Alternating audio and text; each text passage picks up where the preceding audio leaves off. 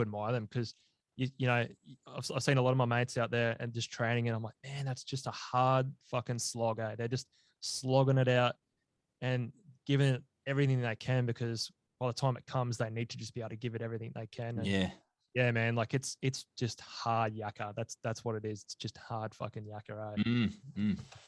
It's good. It's just making me want to get back into training. So yeah, it's good. It's a good combo. I'm liking it. Yeah, I'll send you down some cans and you just crack them. Then I'll be really ultra disciplined then. Yeah.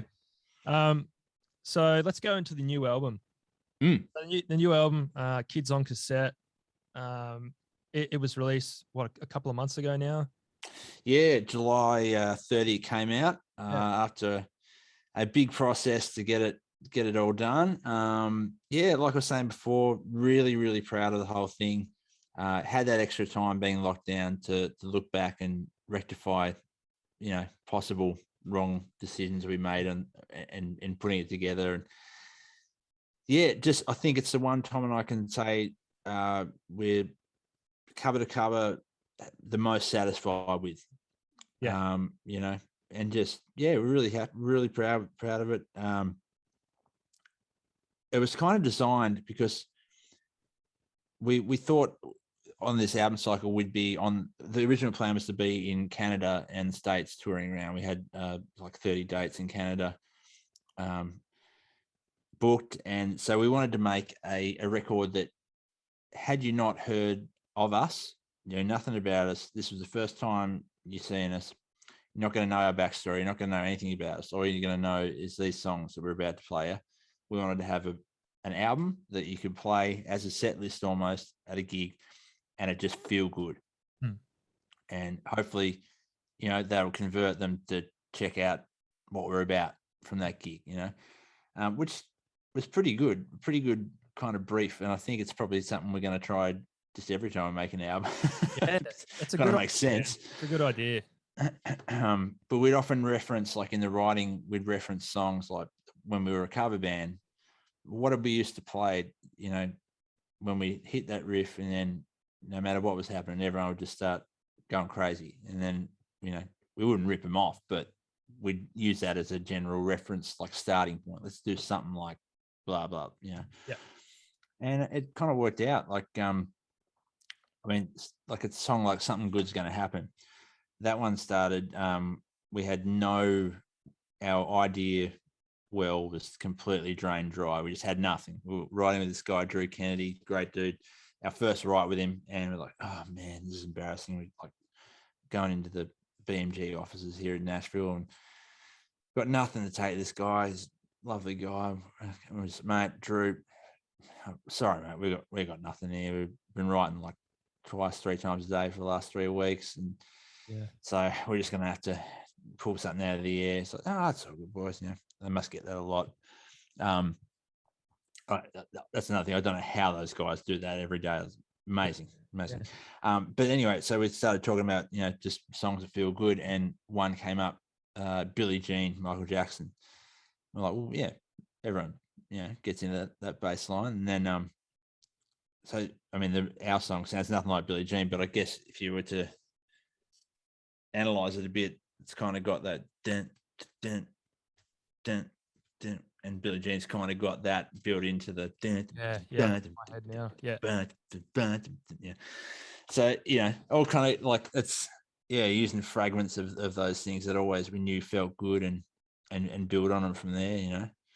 I think it's like it's a pretty eclectic album. One thing I'd like about it is it's not just tempos that are just all designed around trying to get a country radio hit. Like there's some pretty out there stuff, compared to a lot of modern country albums.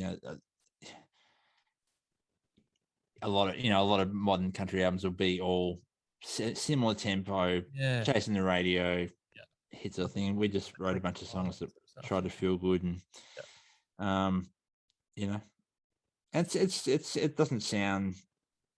I think it works for radio. We've obviously had a fair bit of success.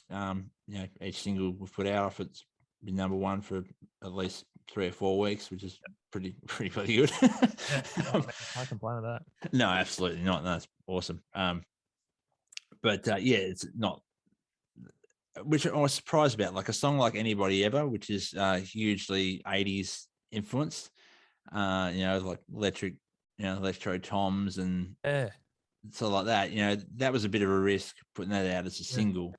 And we're like, Jesus, is country radio gonna get on board with this? Pretty conservative taste. Some of these Oh yeah, Australian country radio stations, and look, thankfully they got on board, and hopefully that means it's a good song that kind of cut through. Like I don't know, it's we're just bloody proud of it. The song Kids and Cassette is kind of where it all started with that. I had the title Kids with Cassettes, which has nowhere near as good as Ring to It. And we were writing with Eric Dillon, who we wrote Ain't Seen It Yet with. Eric's amazing. I don't know if you've checked out his stuff, but I'll have to have a look. It's bloody Actually, no, I think awesome. I have checked him out. Yeah, I heard you speaking. Did you have him on the live one night? Yeah, we did recently. Yeah. Great artist. And he basically said, "Oh yeah, what about Kids on Cassette?" And Tom and I just like mind blown. Like I think we just knew then and there. Like we hadn't written the song yet. We're like, man, this is the album title. This is the tour title. You can see the bumper sticker. You can see the T-shirt, and it was great because it kind of gave us a bit of a theme. So cassette is where we sort of got our first taste of music and got our love for music. The early 90s, those sort of, I'd love to tell you it was something cool like a Metallica record tape or something like that, but I think it was actually like a Smash Hits 91 compilation. Fair enough. We all had those. I know for a fact the next one was Guns N' Roses' Use Your Illusion 2, because the Terminator, You Could Be Mine, that song, which is in Terminator, that was a film clip, and that I think that really ignited the fire, and like, man, guitar is the coolest thing ever, but just like, it's a bit of a I guess a tribute to those early tapes and the thing that device that got music right into our into our blood. And wouldn't be doing this today had we not been kicking around the farm with a boombox or a Walkman, and those our first cars, like I had a Datsun 120Y, and that was she was old tape player. So really cool to have put it out, our record on cassette. And I reckon you killed it with the merch, like having the Walkmans and then selling the tapes. It was perfect. Like, well, I Walkman. There you go, Wolfe Brothers Walkman. Yeah, it's pretty cool.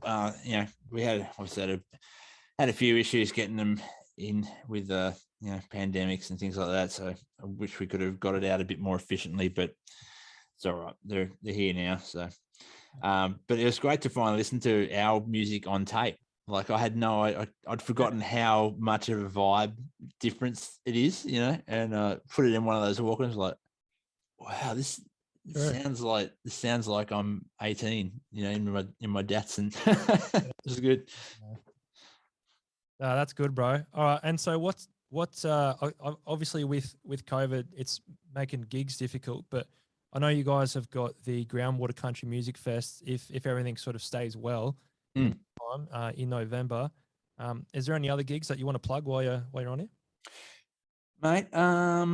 It's ever changing. I think the best thing, we do have a bunch of shows through Queensland in December, which we postponed from. I think you were going to come to Brisbane there. So we've got those. Really excited about those. Let's hope the capacities will be open a bit more. We can get even more people. Some sold out, possibly. Well, they were at the old capacity. So, look, we should be getting more open by then, and should be back into it. And that's going to be really cool. That'll be December, coming into Christmas. We should be on the mend by then, surely. So man, I reckon. I think, and everyone's in a good mood at that time of the year as well. That's the festive season has started, and man, I think it's awesome that the Groundwater Country Music Fest is like in that sort of like November, because that is a awesome vibe there. For starters, it's free. Isn't that a wicked festival? That's just so man, cool. it was so good. And then, so I'm planning on getting an apartment. Well, so my wife's actually, our baby's due about 2 or 3 weeks later. So, yeah, let's see how we go. But I'm planning on getting an apartment there. I'm just going to set up the podcast studio in the apartment, and it's going to be right in the mall area in one of those hotels. So, dude, we'll get you up and we'll just have some beers and probably and get the band in there, and just that'd be right. Shit again. Be and, awesome. I don't know, just get something going there and have some fun. Yeah, no, that'd be excellent. We've got some other ones too. Up at Mariba, they're coming up soon. The Savannah in the round. Yeah, best thing to do. That's last weekend of this month, isn't it? I think so. Yeah. For maybe first. Yeah, it's coming up soon. Oh no, I'm terrible with dates. But check it out on Instagram. yeah. No, I keep posting on the socials and the wolfebrothers.com, and hopefully we're getting back to a bit of normality soon, and some shows, and fill that part of it, the whole machine again, which is the best part. So can't wait. Man. Definitely. Well, thanks for joining us, brother. I really appreciate it, and I think we've had this has been fun. Let's do it again soon. Not a worry, mate. Great to chat, and keep killing it. I'll tell you what, the Alan Jackson shirt, I reckon you're onto something pretty bloody good there. I was in Mount Isa the other week, and three people at separate things were like, "Oh, that's a wicked shirt." Yeah, nice. So I was like, okay, I don't think I've ever had 3 comments on a shirt in one day in my entire life. So sweet. I think you're onto a winner there with the chatter. I think the Hoochie Coochie shirt. I think when we're launching in America in a couple of months, and I don't know if that one's going to make it there, because I feel like after someone from the States sort of went, "Hey, what about that T-shirt?" I was like, yeah, okay, maybe we won't sell this one here. Alan Jackson's legal team may jump on us, but yeah. So let's just get away with it while we can. yeah. No, it's a ripper, mate. And it's good to see. It's been great to see your business sort of growing and getting better and better each year, and slowly but surely. Feeling it, mate. It's great. Appreciate it. All right, bro. We'll take it easy, and we'll talk soon. All the best, mate. Thank you. Bye. Thanks for listening to that one, guys. That was I had a really good time recording that with Nick. I think it was a fantastic little episode with a lot of good content there for the listeners. So if you enjoy it, please let me know. Leave me a review on Spotify. I'd really appreciate it. It'd mean the world to me. So, and while you're at it, guys, if you could jump on to secondrodeoclothing.com, check out our t-shirts, caps, stickers, hoodies. Grab yourself some sweet threads there. And just enjoy. All right, guys, until next time, see you later. Thank you.